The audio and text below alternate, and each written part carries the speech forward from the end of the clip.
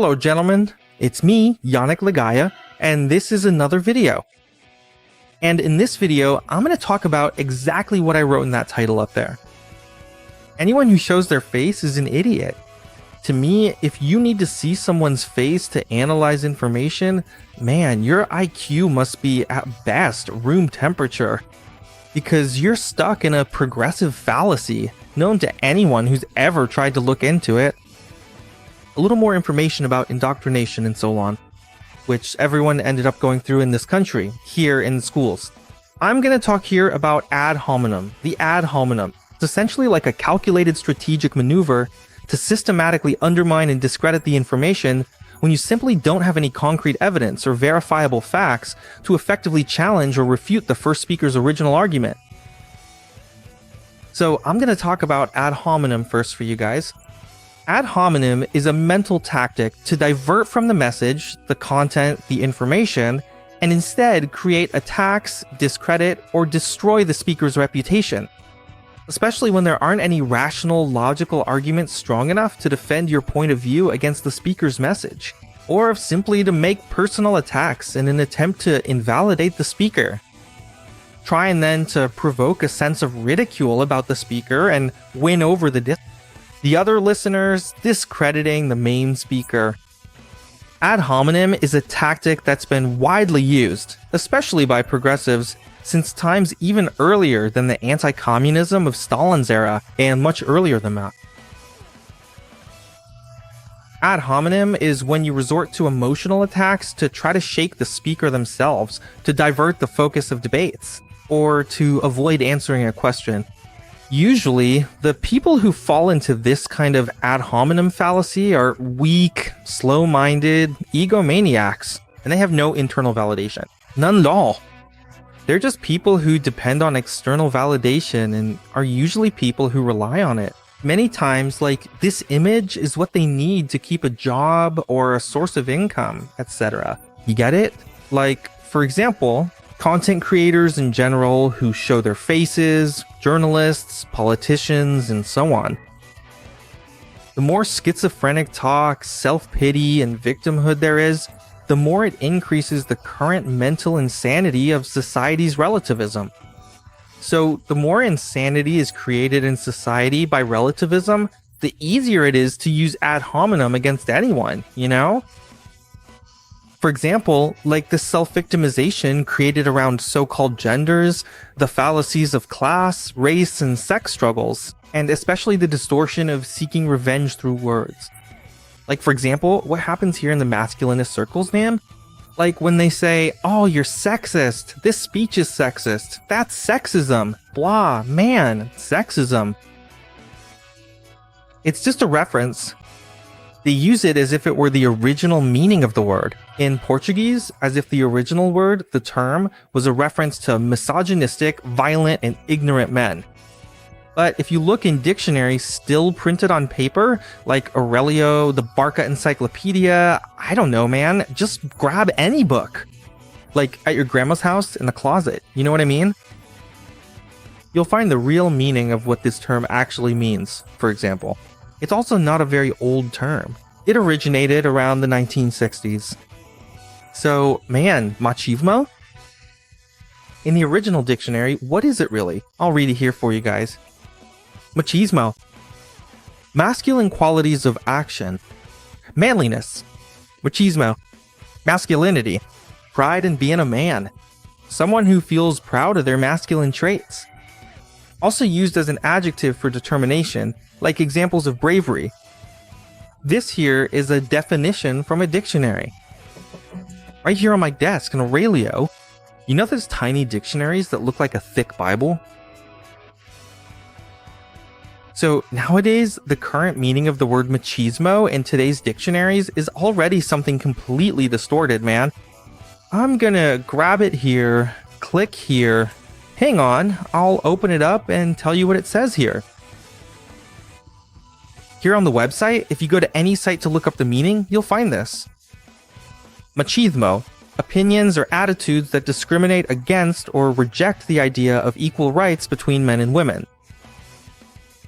So this is a kind of destruction of the meaning of words and things over the course of some decades and generations. A very well-known author among people who like to read, his name is George Orwell, emphasized this a lot.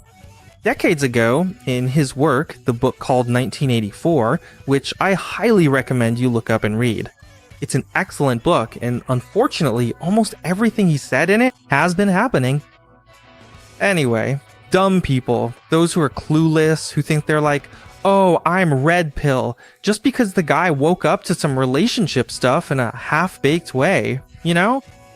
But they still act like total idiots, trapped in a deep Marxist Gramscian trance that's been put into their minds, to the point where they deny obvious facts right in front of them, empirical information.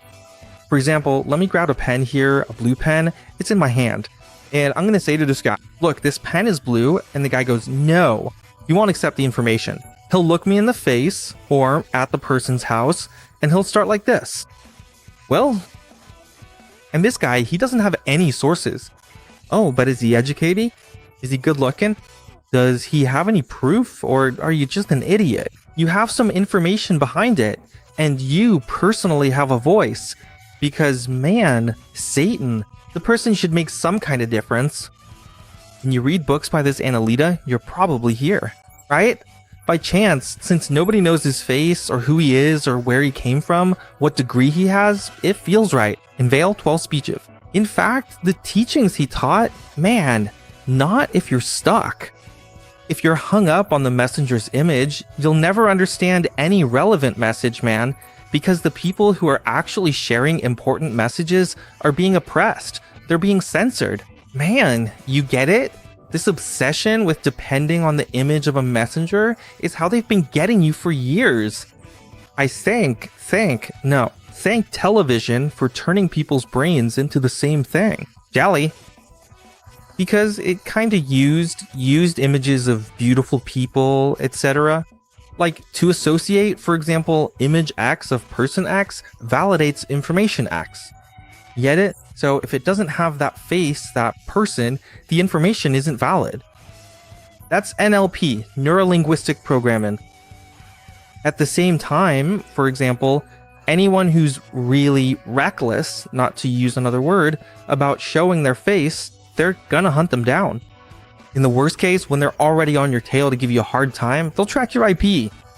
When you start bothering someone or some groups too much, they'll go after your social media to see where you work, they'll try to take down your accounts, try to sue you. Among the countless types of shady laws and lawsuits and all the people who cover things up that have been passed, especially under this government, like, for example, the latest law approved by Borelson about that girl who accused the guy of a fake harassment charge. And then, this week, the guy passes a law, and she even got a reward for it. Look, Micatinos, you and some guys who are stuck in your egos think it's brave and awesome to put yourself out there as a target. Oh, he's so brave. That guy's a real tough guy, for real. Don't fall for that crap, people. Don't you remember what happened to our dear friend, A Day of Rage? Have you already forgotten who the Rage guy was?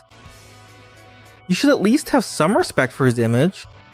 Man, you have to hold on to the things that happened, not just let what happened in the past die out. Let it die, man. Because you remember what happened before so it doesn't happen again, and that's exactly what's going to happen. I don't really think that showing your face is brave or reckless anymore. Or those who want to sway the masses. Some information just isn't meant for the masses, really. The IQ, logic, and emotional intelligence of a lot of people. And here in Beninal, it's already almost completely deteriorated. It was ruined by Gramscism. Bred in circuses with heavy doses of sex and pornography 24 hours a day. Just like those Regina Kazay shows, you know what I mean? And they show their face too, so they don't get hunted down. The guy who shows his face won't be able to speak a lot of truths. He won't say many things because he's got a target on his back. So this person will be pressured to accept relativism, to include certain ingredients in their content. And just like that, they lose control. Just like what happened with the invasion of the men's rights movement, who are a bunch of suckers. Yeah. At the hearing, the sucker is gonna look like an idiot. He keeps begging, please, to the state, to go easier on the guys. The state is him, it's just like a terrorist state. You don't negotiate, because to negotiate, you need to have something to bargain with. The only bargaining chip a man has today is his sperm, his surplus value as a worker. Because that leads to consumption, to having kids. It all comes down to these three things: sperm, surplus value, and consumption. Those are the things that matter to the state. If you reduce your supply of those three things to the system, that's what will break the state system's three-legged stool, for example.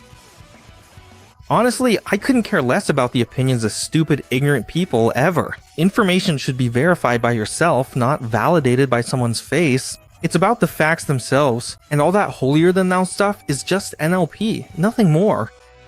From quote-unquote the Ministry of Truth, implanted in your heads, the erasure through Gramscian tactics of individual opinions, making you dependent on how much validation you get from others before you decide to listen to someone. So you need, right there, a crowd to see if they validate something. For you to make a decision then to validate something, like if that's the case, you're just a fool with no reasoning of your own, no initiative, and you can't even manage your own life by yourself. I wouldn't be surprised if this kind of person is the type whose mom still brings him chocolate milk before bed. If he knows how to wipe his own butt, he's probably already pushing the limits of the 2 brain cells this guy has, the kind who depends on the messenger's image and doesn't care about the message itself. Wake up. You might already be trapped by ad hominem arguments. Exactly like Platinio did on Rojak's livestream. Just like that wannabe progressive Occam over there, you might be just like him and not even realize it. Learn to analyze the message, not the messengers. The cost of not doing this in the future could be missing out on important information. Information that could determine whether your life continues or ends. That's it. It was me, pissed off as hell, Yani, and I wish you all a great life. Go screw yourself.